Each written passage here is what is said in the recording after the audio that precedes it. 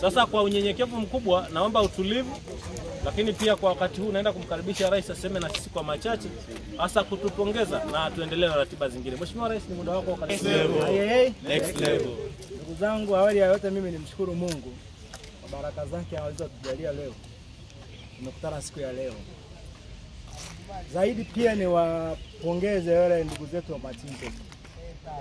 Mimi ni wapongeze Wizara ya Michezo. Kuna ujumbe umeandika pale nyuma, si ndio?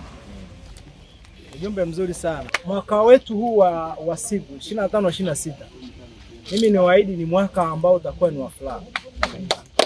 Yaani tunatakiwa kila weekend. Umeona?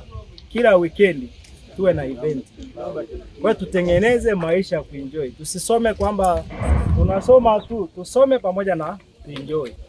Kwa mimi ni waahidi kwa hilo, tutengeneze modality ya sisi kusoma bila stress. Tuko pamoja? Tusome bila stress. Tusome tupate elimu na pia tujenge afya zetu.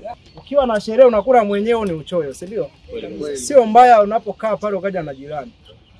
Si ndio? Tutatengeneza modality nzuri ya kuingia pale. Pale tutatengeneza modality nzuri, ikifika usiku watu wataingia. Lakini tuenjoy pamoja, tuenjoy kwa amani. Yaani sisi sasa tuwe wabalozi wa amani, si ndio? Na mimi ni waahidi nitakuwepo.